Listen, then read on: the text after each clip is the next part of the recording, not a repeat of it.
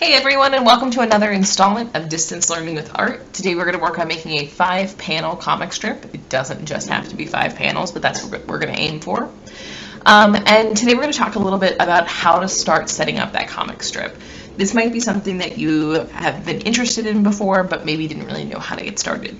So there are 4 main things that we're really going to focus on. I'm going to break these up into different videos, but today we're going to start with the first one, which is figuring out your story.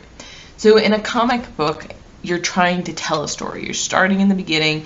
You only are showing little snippets, little important frames about what's actually happening, and you're showing just enough to tell a story. It might be important scenes, it might be an action scene, but it's really important that what you're drawing is crucial and critical to the story itself. So we keep talking about story. We need to figure out the story. When you're thinking about your story, you might want to think about things that you enjoy doing. So think about things that you actually have fun with. It could be old things that you had fun with, like playing with friends on the playground or riding bikes with friends. But it also could be new things that you figured out you enjoy doing. It could be things like putting a puzzle together or playing board games, playing with friends virtually online through different platforms. And then it could be things like baking or helping out with home projects. Personally, I love working on projects around the house. So I am actually going to be doing a story about that. So yeah, first thing, you have to figure out your story. Second thing, let's talk about that character. So once you figured out your story, it's honestly, just write it down so you know what's going on. So I'm going to write a story about putting on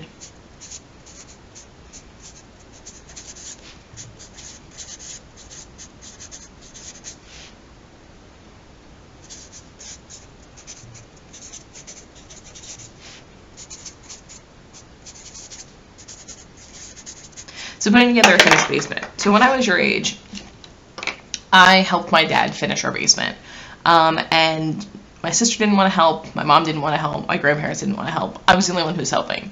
And my dad kept being like, oh, maybe you could do it a little differently, and kept getting, trying to give me helpful hints, but I wasn't really listening to him. And I specifically remember telling him, and it's a family story now, that if he didn't like the way I was doing it, he could do it himself, because no one else was helping him. And ever since that moment, he has respected me a little differently. I'm not telling you guys to tell off your parents, but I'm telling you that your parents really do appreciate help, but sometimes maybe listen to their guidance. So this is something that I want to talk about, something that was important to me, that mattered to me, and something that I inevitably wound up enjoying. So now that I've got that written out, so I have my step 1 completed, step 2, designing what your characters look like. Comic books sometimes have really realistic looking people. Sometimes the people have exaggerated proportions, meaning that maybe a head's really big, or maybe you have a teeny tiny little nose or something like that. So think about what's important to your character. For me, in this story, my dad has to be bigger than I am because, I was a younger kid. And then for myself personally, I have to be smaller than he was. And in this particular story, I want to be able to show that I have a little sass, a little attitude. So I want to make sure that I include that. And then my dad, even though he might have been annoyed at me, he was still proud. So those are something that I want to include, just figure out how I can do that. So once you've kind of gotten to this point, you can start to sketch out what you actually want your characters to look like. From here, I'm going to switch over to a pencil. I know it makes it a little bit harder for you guys to see, but I think it's important to be able to erase at this point. So I want to think about, what am I actually going to have to see in my person? Am I going to have to see all of the body? Am I going to have to see part of a head? What's really important? So remember how we talked about all those years, how a head is an oval. I have these lines drawn in the middle. This line represents where the nose and the mouth will go. This line across the side represents where the eyes will go. Eyelids, eyebrows go above that. These lines also indicate where the ears will go. Ears start at the eyes, go up to the eyebrows, and come back down to the nose. Up to the eyebrows, back down to the nose. You have lips. You don't have to show all the lips, especially in a comic. Necks that are thick enough to support. Shoulders that are wide.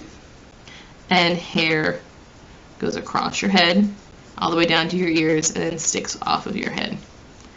So one of the things about a comic book is that you really want to try to make those characters look consistent from one panel to the next, so that you actually make sure that you're making them look like that person.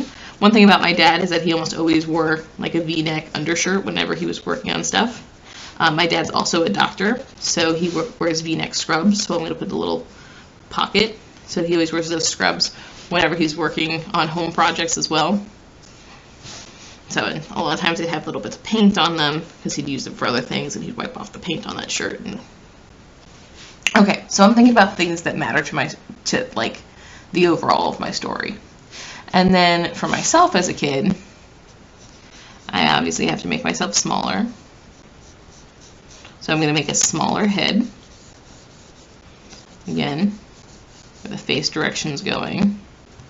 If I don't want it just to go straight ahead, I could turn and change the direction. Maybe I want to show that I'm looking at my dad. This eye would be smaller because it's farther away. This eye would be bigger because it's closer.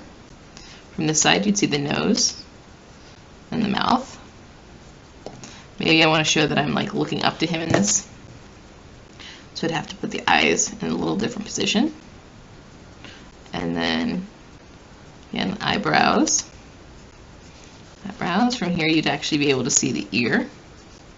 Again. And then neck. I had really thick bangs back in the day. And as with now, always had my hair up in a ponytail. Mouth. And shoulders. Chest. Arms. And then I think I had a scoop neck shirt on. And maybe some type of, design on the shirt. Okay, so once you have your characters designed and you're happy with them and you have assigned them with specific types of clothing and maybe specific types of accessories like jewelry or things like that, ways for people who are looking at this artwork to be able to identify them, you'll be a lot more successful. One thing that I noticed is that I put these eyes way too far apart. There should be 5 eyes across the head, and that helps change the fact that my eyes were really far apart.